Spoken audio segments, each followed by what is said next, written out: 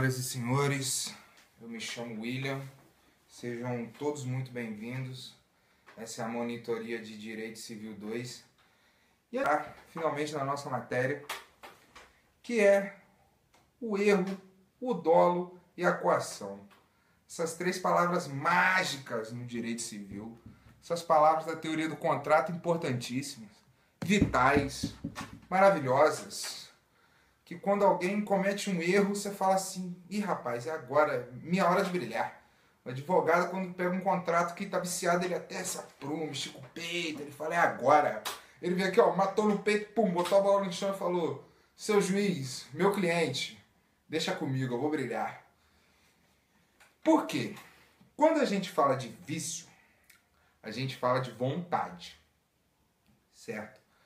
E a vontade, ela é muito importante na teoria contratual, porque ela é um dos fundamentos, ela é o que move o contrato. Se você não tem vontade de contratar alguém, você não contrata. O contrato é esse ato bilateral baseado na autonomia da vontade limitada pelos padrões que eu falei na outra aula.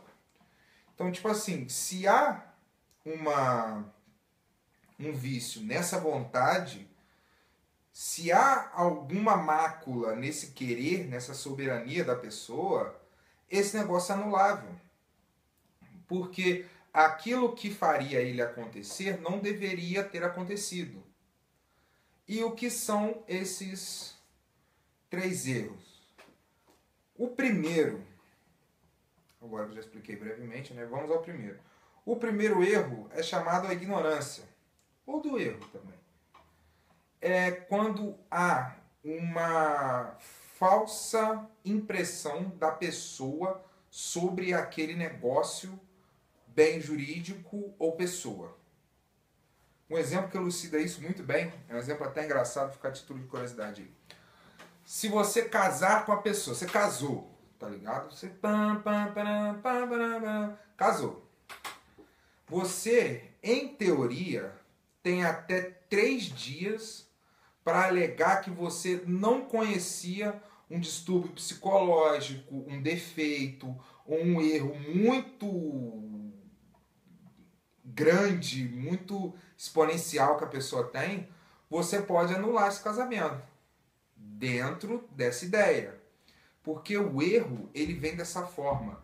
A pessoa acredita que aquilo tem uma qualidade, que aquilo ou aquele, né, pessoa ou bem, tem uma qualidade ou utilidade que não tem.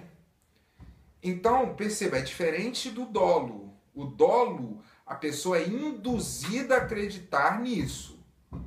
Do erro, não. Do erro, a pessoa, ela mesma se engana, se tem esse equívoco, e ela mesmo se tem essa mácula na sua vontade. Porque se a pessoa não tivesse enganada, se ela não tivesse se enganado sobre aquele ato, bem, ela não teria realizado aquele negócio. Então a vontade dela está maculada. Então esse negócio é anulável, ele deixa de existir, ele pega fogo, ele se destrói, tô brincando, isso não acontece. Mas judicialmente ele passa a ter valor nenhum. Passa a ser só papel. Antigamente, e isso é interessante, que ele era até previsto no código anterior, mas ele tinha um quesito. Que percebe que é muito vago, você fala, putz, eu não sabia. Do erro é o famoso, pô, não sabia. Era assim mesmo? Não sabia. Então, o antigo Código Civil, ele trazia um mecanismo do erro excusável.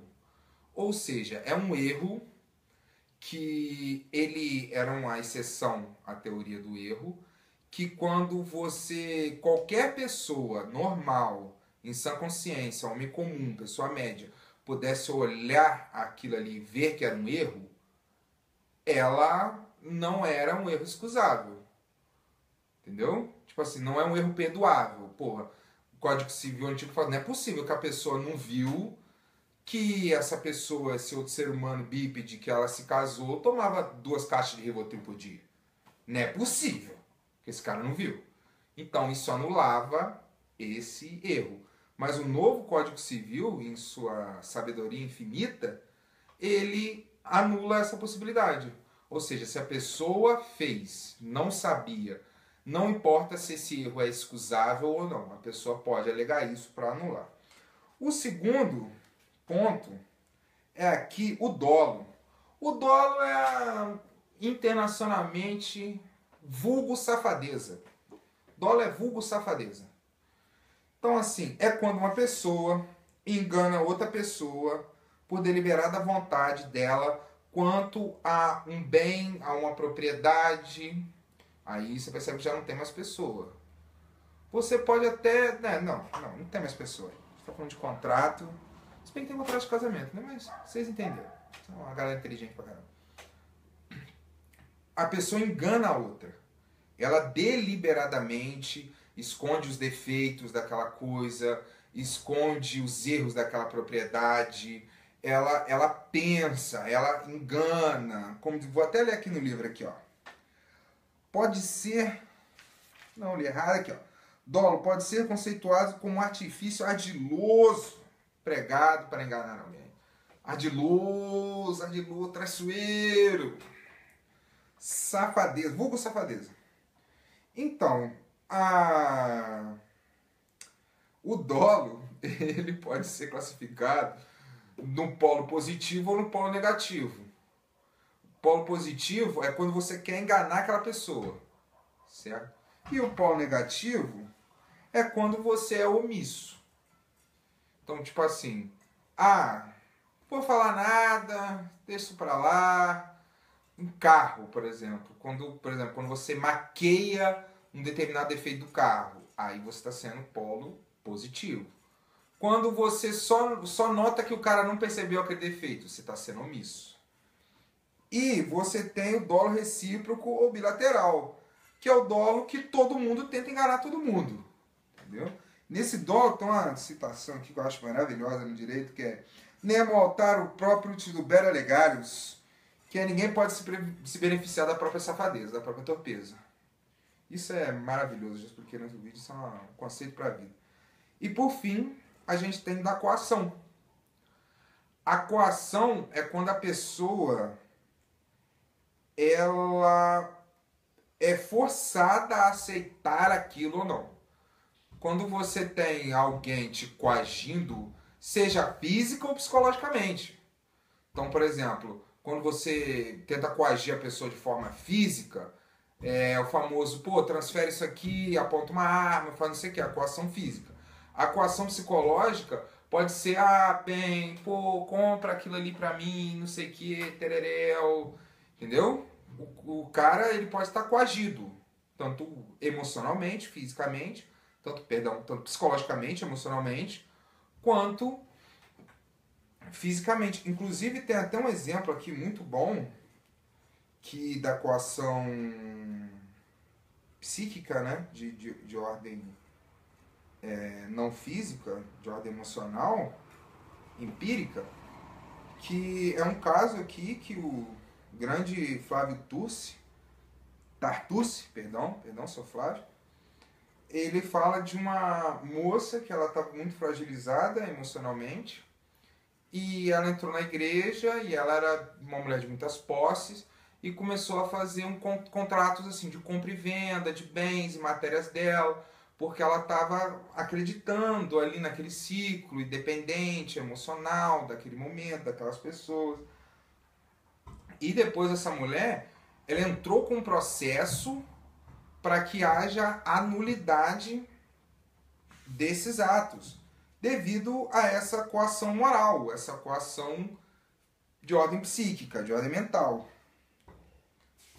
Então, de forma... isso aqui também é interessante, o estado de perigo.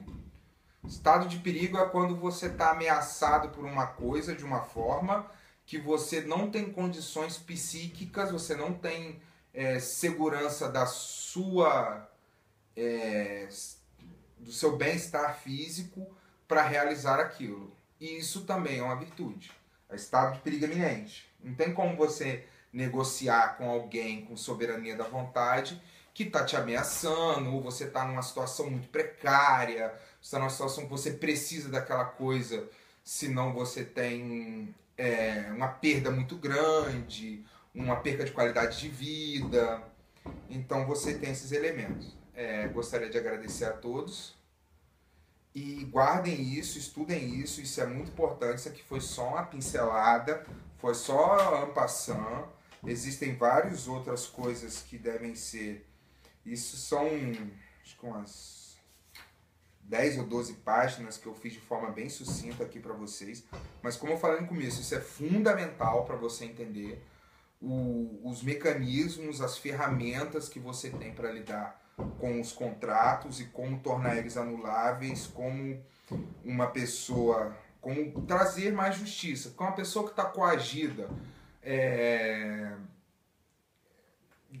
moralmente, entendeu? Uma mulher que tem um relacionamento abusivo com o cara e ela transferiu a propriedade do carro pro cara. Pô, é uma sacanagem, entendeu? Todos nós aqui, como pretensos excelentes advogados, temos que saber utilizar dessas ferramentas para fazer realmente uma justiça, para que haja maior equidade, para que se cumpra o objetivo do direito, com a sociedade mais ordeira e próspera. Um forte abraço a todos e vamos fazer o bem, que de mal o mundo já está cheio.